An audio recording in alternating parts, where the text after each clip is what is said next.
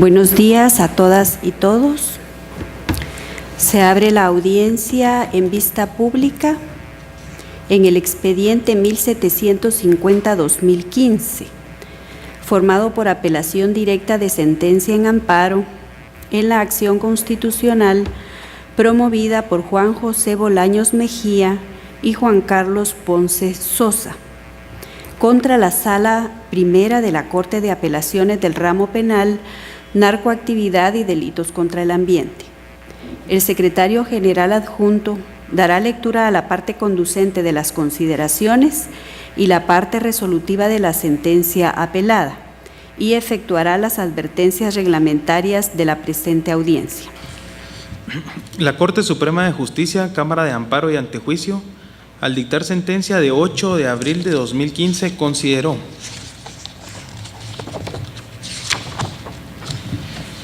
el Ministerio Público, en ejercicio de la acción penal que le confiere el artículo 251 de la Constitución Política de la República de Guatemala, formuló acusación penal a través del procedimiento para delitos menos graves contra Maynor Roberto Berganza Betancourt, a quien se indicó de la comisión del delito de lesiones leves continuadas en agravio de los postulantes, delito que, de conformidad con el artículo 24 ter del Código Procesal Penal, es de acción pública dependiente de instancia particular, constatándose del estudio de las actuaciones que el Ministerio Público cuenta con dicha legitimidad, ya que existe la denuncia verbal y las declaraciones testimoniales de los agraviados Juan José Bolaños Mejía y Juan Carlos Ponce Sosa, en donde solicitan la intervención del ente acusador, por lo que la instancia particular prevista en el artículo antes referido fue otorgada al Ministerio Público, estableciéndole la legitimidad para ejercer la acción penal pública en contra de Maynor Roberto Berganza Betancourt. B. Así también se estableció que la sala impugnada, al revocar la decisión de la juez primero pluripersonal de paz penal del municipio y departamento de Guatemala, que declaró sin lugar la excepción de falta de acción, se extralimitó en las atribuciones que le confiere el artículo 404 del Código Procesal Penal, ya que al conocer el recurso de apelación debió encuadrar su actuación únicamente a realizar el análisis en cuanto a los parámetros que corresponden a la falta de acción por parte del Ministerio Público para actuar en el procedimiento para delitos menos graves, y no proceder a calificar la acusación, así como tampoco valorar las pruebas que fueron ofrecidas en el escrito de acusación, ya que encuadrar los hechos investigados y determinar si constituyen delito o falta es facultad exclusiva de la juez de instrucción. Por lo antes expuesto, se determina que la sala impugnada vulneró los derechos constitucionales de los postulantes, ya que en el presente caso aún no se han imputado los cargos, pues la excepción de falta de acción fue planteada previo al conocimiento de los mismos, tal y como lo expresó el apelante en su escrito de apelación. Asimismo, la autoridad impugnada debió considerar que la juez de primer grado, mediante acta sucinta de fecha 19 de julio de 2013, ordenó al Ministerio Público presentar evaluación reciente de la parte agraviada y ofició al Instituto Nacional de Ciencias Forenses que efectuara dicha evaluación, por lo que la sala impugnada infringió el debido proceso a la seguridad jurídica, pues se inobservaron los principios procesales de publicidad y mediación, libre apreciación de la prueba, pues serán dichos medios probatorios los que induzcan a la juez de conocimiento a determinar si los hechos investigados son constitutivos de ventilarse a través del juicio de faltas o proseguir con el procedimiento para delitos menos graves. Con base en esa consideración, resolvió: 1. Otorga el amparo planteado por Juan José Bolaños Mejía y Juan Carlos Ponce Sosa y, en consecuencia, A. Deja en suspenso en cuanto a los reclamantes el auto de 9 de agosto de 2013 emitido por la Sala Primera de la Corte de Apelaciones del Ramo Penal, Narcoactividad y Delitos contra el Ambiente dentro de la apelación número 01186-2013-01836. B. Restituye a los postulantes en la situación jurídica anterior a esta resolución. C. Ordena a la autoridad impugnada resolver conforme a derecho y a lo aquí considerado, respetando los derechos y garantías de los postulantes, bajo apercibimiento de imponer la multa de 500 quetzales a cada uno de los magistrados en caso de no acatar lo resuelto dentro del plazo de 3 días siguientes de haber recibido la ejecutoria y sus antecedentes, sin perjuicio de las responsabilidades legales correspondientes. En cuanto a las advertencias reglamentarias para el desarrollo de esta vista pública y de conformidad con lo que establece el Acuerdo 1-2013 de la Corte de Constitucionalidad, se hace de conocimiento de las partes que intervendrán en esta audiencia que para hacerlo cuentan con un tiempo no mayor de 15 minutos, el que pueden compartirlo o concederlo a su abogado auxiliante, tiempo en el cual deberán expresar los agravios que refutan a la sentencia de primer grado. Deben dirigirse directamente al tribunal, expresar sus alegaciones en forma oral, debiéndose abstener de dar lectura a documentos, salvo autorización previa de la presidenta de esta Corte. Deben concretarse al asunto planteado, ser breves, precisos y concisos y no proferir expresiones irrespetuosas para las partes o para los miembros del tribunal. Es todo, señora presidenta. Puede hacer uso de la palabra el apelante y solicitante de la vista pública, Maynor Roberto Berganza Betancourt, tercero interesado en el amparo, quien actúa con el auxilio de la abogada Nidia Suanilda Álvarez Ortiz y su propio auxilio. Ambos pueden hacer uso de la palabra en tiempo compartido. Agradezco mucho su señoría, presidente de esta honorable Corte de Constitucionalidad y distinguidos magistrados que le acompañan. El Código Procesal Penal es una ley ordinaria que es supletoria al trámite de la acción de amparo, porque esa es la materia en la que se dilucida el tema. En el artículo 283, y con su venia, señora Presidente y honorable Corte de Constitucionalidad, cito apenas una línea, dice: no será necesaria la protesta previa y podrán ser advertidos aún de oficio los defectos concernientes a la intervención, asistencia y representación del imputado en los casos y formas que la ley establece o los que impliquen inobservancia de derechos y garantías previstos por la Constitución y los tratados ratificados por el Estado. Efectivamente, le he dado una breve lectura a este artículo porque mi alegato va a circundar acerca de cómo el debido proceso, el derecho de defensa apareado al debido proceso, han sido inobservados en la sentencia que apelamos, la sentencia de amparo de la Corte Suprema de Justicia. Y en ese orden de ideas, honorables magistrados, me gustaría recordar a esta honorable Corte que este tema ya fue objeto de conocimiento de la Corte de Constitucionalidad porque se había dictado una sentencia sin haberme notificado ni dado participación de este proceso. Yo me enteré hasta cuando la sentencia estaba ya emitida. Esta Corte dictó una resolución que corrige el trámite y vuelta de nuevo a tramitarse el amparo, que casualmente vuelve a proferir una sentencia casi al calco de la que ya se había dejado sin efecto aquí. Efectivamente, la discusión surge respecto de hechos que se sucedieron en la Facultad de Ciencias Jurídicas y Sociales con ocasión de una elección, la elección a la decanatura, donde se dieron hechos confusos, una riña tumultuaria derivó en el aparecimiento de dos personas levemente lesionadas. Fue muy fácil para estas personas señalar al servidor de ustedes como responsable de las leves lesiones sufridas. Como consecuencia, efectivamente, lo considerado en la sentencia de la Corte Suprema de Justicia establece que hay una instancia de parte, se habilita una investigación del Ministerio Público y con mucho tiempo después,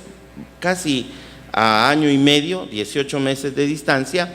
efectivamente se llega a la conclusión por parte del Ministerio Público que había que formular acusación. Yo quisiera comentarles, honorables magistrados, que en la materia penal se han sufrido algunas modificaciones que crean un procedimiento ágil, rápido para los delitos menos graves. Sin embargo, la descripción del procedimiento es bastante oscura. Por ejemplo, no se determinan cuáles son las etapas de las excepciones. En todo caso, las excepciones, como nos han enseñado nuestros maestros, son mecanismos para depurar un proceso. Y la excepción de falta de acción fue planteada en este caso, en el sentido de que la honorable juzgadora de paz, que conoce de los delitos menos graves, antes de formular los cargos, debía agotar precisamente un procedimiento de excepción a efecto de depurar el proceso. ¿Y depurarlo en qué sentido? Pues de establecer si efectivamente los hechos constitutivos del conocimiento procesal eran, digamos, encuadraban en un delito o encuadraban en una falta. ¿Y por qué determinarlo así? Bueno, porque el Ministerio Público solo tiene acción si se trata de delitos de acción pública. no tiene acción si se tratara de delitos de acción privada o de faltas. La reclamación en el presente caso que subyace es que los hechos configuran una falta y entonces, planteada la excepción, se tramita esta por la vía de los incidentes y al recurrir en alzada para oponernos a la resolución dictada por la juez de paz, en el sentido que la juez de paz declaró sin lugar la excepción de falta de acción, al acudir al tribunal de alzada, por supuesto que se ofrecen como medios de prueba incidentales de la excepción los propios medios de investigación que eran soporte de la acusación. Bueno, dice el Honorable Tribunal de Amparo que la Sala excedió el marco de su competencia, porque no podía calificar estos medios de investigación para incidir en la acusación formulada por el Ministerio Público, pero no podía ser de otra forma porque los mismos medios de investigación eran prueba del incidente para conocer la excepción. Y efectivamente la Sala, al observar lo reclamado por nosotros, los apelantes, establece que los hechos no son constitutivos de delito, sino de una falta y que entonces procede la falta de acción del Ministerio Público. A ese acto de la autoridad es al que se opone la acción de amparo.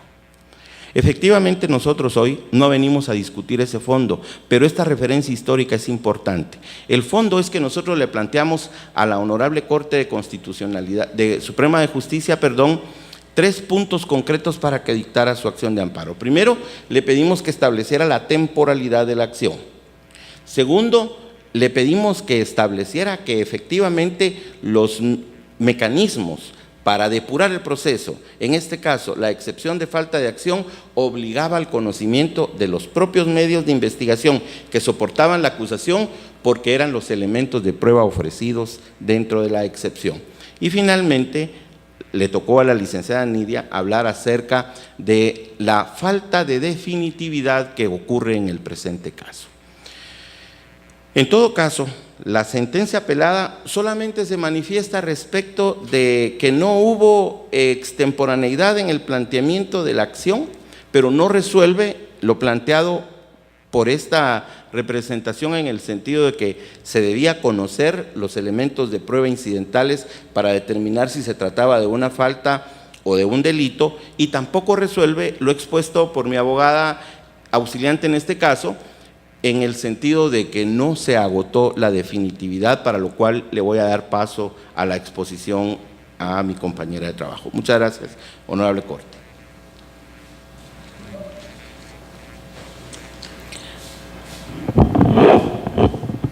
Buenos días, honorables magistrados. Buenos días, señores presentes. Efectivamente, cuando nosotros acudimos a la acción de amparo, hicimos ver a la Honorable Corte Suprema de Justicia dos extremos que ya les fueron puestos de su conocimiento. Y, como ustedes podrán observar en la sentencia emitida, únicamente fue resuelto lo atinente a la temporaneidad de la presentación de la acción de amparo. Es importante traer a cuenta que uno de los requisitos de procedencia de la acción de amparo es que se cumpla con el presupuesto establecido en el artículo 11 de la Ley de Amparo, Exhibición Personal y de Constitucionalidad en cuanto al agotamiento de los recursos ordinarios que sean procedentes, porque de lo contrario se estaría formando una acción paralela para conocer en dos jurisdicciones diferentes sobre el mismo asunto. A ese respecto, el artículo 437, numeral 4 del Código Procesal Penal, que era el aplicable al caso, señala que previo a acudir a